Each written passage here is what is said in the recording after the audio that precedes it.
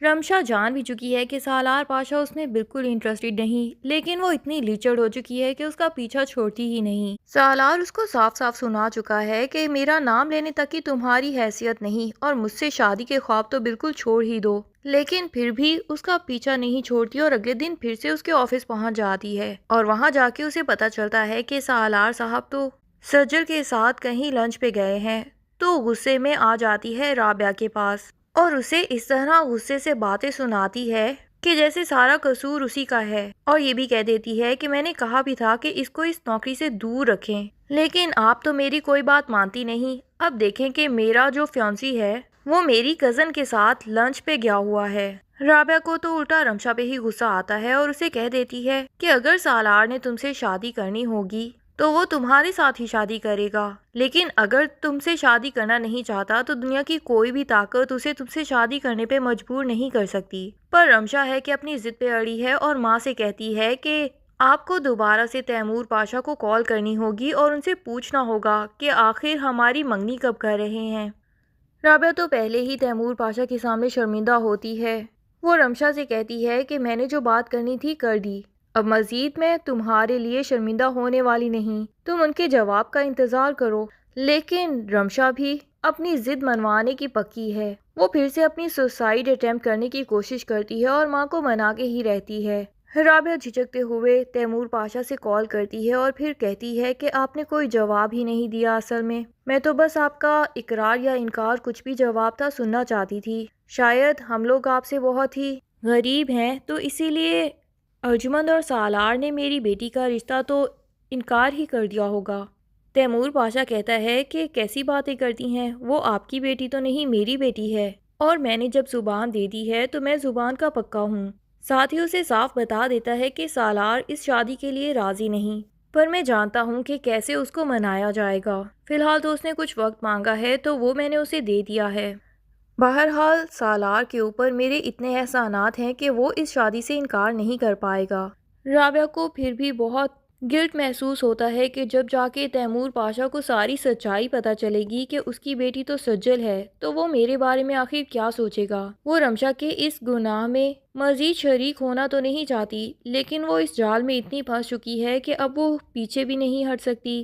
ادھر سجل آفس میں اتنے کام کر رہی ہوتی ہے کہ کافی لیٹ ہو جاتی ہے۔ سالار کو بھی کام کرتے کرتے کافی ٹائم ہو جاتا ہے۔ یہ دونوں جیسے ہی لفٹ کے قریب پہنچتے ہیں تو سجل تو ہچکچاتی ہے اور سالار کے ساتھ اکیلی لفٹ میں داخل ہونا نہیں چاہتی، لیکن سالار کہہ دیتا ہے کہ آپ یہاں اکیلی کہاں کھڑی رہیں گی، آ جائیے، میں کوئی کاٹتا نہیں ہوں۔ تو سجل لفٹ میں اس کے ساتھ چلی جاتی ہے، لیکن ہوتا کچھ یوں ہے کہ جیسے ہی لفٹ کچھ فلورز نیچے ہی گئی ہوتی ہے تو لائٹ ہی چلی جاتی ہے۔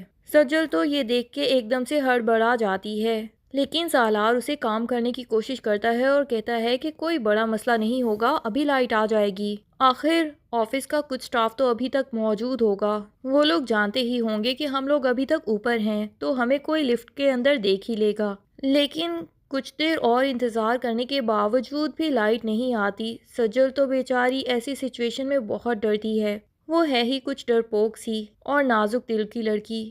وہ تھوڑی دیر بعد بے ہوش ہو جاتی ہے اور سالار کی باہوں میں ہی گر جاتی ہے۔ سالار بھی یہ سچویشن دیکھ کے تو تھوڑا گھبرا جاتا ہے، لیکن شکر ہے کہ اسی ٹائم لائٹ بھی آ جاتی ہے اور لفٹ چلنا شروع ہو جاتی ہے۔ اب جب لفٹ کا دروازہ کھلتا ہے تو سالار سجل کو تھامے ہوئے وہاں پہ کھڑا ہوتا ہے اور دروازہ کھلتے ساتھ سامنے عمر دکھائی دیتا ہے۔ عمر تو ابھی سمجھ ہی نہیں پاتا کہ آخر سجل بے ہوش کیوں ہو گئی کہ سالار اسے کہتا ہے کہ فوراً میری مدد کرو، اسے ہاسپٹل پہنچانا ہوگا۔ عمر اس کی مدد کرتا ہے اور سالار کی گاڑی میں ہی سجل کو بٹھا دیتا ہے۔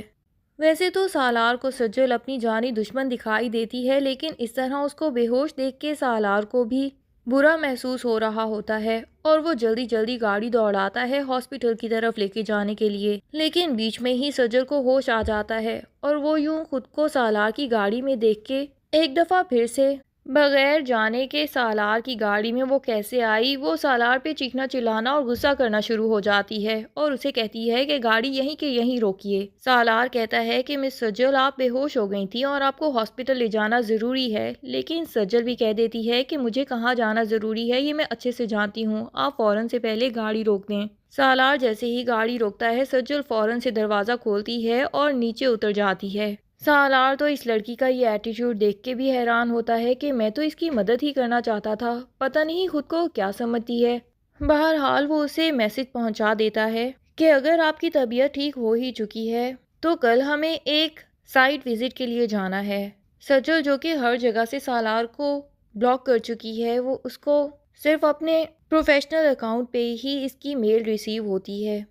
وہ اگلے دن جانا تو ٹائملی چاہتی ہے، لیکن وہاں پہ کوئی رکشہ وغیرہ کچھ بھی سواری اویلیبل نہیں ہوتی۔ کافی دیر بعد ایک رکشہ آتا ہے اور اسی میں بیٹھ کے وہ پہنچ جاتی ہے اس جگہ پہ، لیکن پہنچنے میں اسے کافی دیر ہو جاتی ہے۔ ادھر سالار پاشا غصے میں کھڑا ہوتا ہے کہ مس سجل، میں آپ کا ہمیشہ انتظار نہیں کر سکتا، اور میں نے آپ کو پہلے ہی دن بتا دیا تھا کہ مجھے وقت کی پابندی نہ کرنے والے لوگ بہت برے لگتے ہیں۔ شاید آپ بلا وجہ مجھے انتظار کروا کے اپنی کوئی امپورٹنس بتانا چاہ رہی تھیں۔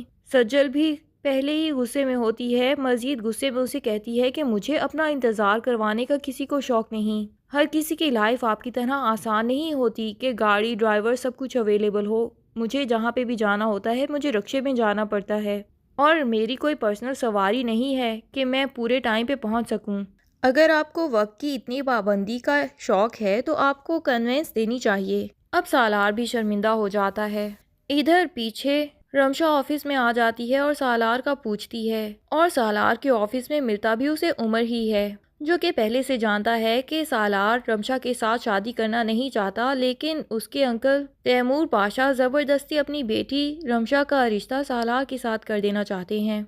تبھی وہ جان بوجھ کے رمشا کے سامنے کہہ دیتا ہے کہ سالار صاحب تو سجل کے ساتھ ہوٹل میں گئے ہیں لنچ بریک کے لیے۔ رمشا کا تو یہ بات سن کے پارا شدید ہائی ہو جاتا ہے۔ دوسری طرف تابش علیزے کو منانے جاتا ہے تو وہاں پہ تیمور پاشا تابش کے سامنے سوال پوچھنے لگ جاتا ہے کہ جب تم نے اتنے وعدے کیے تھے علیزے سے شادی سے پہلے، تو اب آخر کیوں میری بیٹی کو اس طرح کے حالات میں رکھا ہوا ہے؟ علیزے، جو کہ جانتی ہے کہ تابش اور اس کی ماں تو پورے طور پہ اپنی کوشش کر رہے ہیں کہ علیزے کو اس گھر میں وہی سکون مل سکے جو اسے باپ کے گھر میں مل رہا ہے، یہ تو علیزے خود ہی ان کی مدد کروانے کے لیے کوئی نہ کوئی کام لے لیتی ہے۔ وہ تیمور پاشا کے سامنے کھڑی ہو جاتی ہے کہ آپ کو تابش سے اس طرح بات نہیں کرنی چاہیے۔ تابش نے اور ان کی ماں نے میرے لیے کبھی کوئی مشکلات پیدا نہیں کی، اور تیمور پاشا کے منع کرنے کے باوجود وہ تابش کے ساتھ اس کے گھر چلی جاتی ہے۔ تابش گھر جانے پہ اس سے پوچھتا بھی ہے کہ تمہیں انکل سے اس طرح بات نہیں کرنی چاہیے تھی، وہ تمہاری فکر کرتے ہیں، تمہاری پرواہ کرتے ہیں، اسی لیے ہی تو تمہیں اتنا پروٹیکٹ کرتے ہیں۔ لیکن علیزے بھی کہہ دیتی ہے کہ جتنا پروٹیکٹ وہ مجھے کرنا چاہتے ہیں اتنا ہی میں تمہیں کرنا چاہتی ہوں، اس لیے مجھے بالکل پسند نہیں کہ تم سے کوئی روڈلی بات کرے۔ اب ادھر تابش کی ماں کو یہی فکر ہوتی ہے کہ علیزے پھر سے کہیں خفا ہو کے نہ چلی جائے، تو وہ علیزے کے اٹھنے سے پہلے ہی اس کے ناشتے وغیرہ کا بندوبست کر لیتی ہے، اور محلے کی کچھ عورتیں اسی ٹائم آ جاتی ہیں۔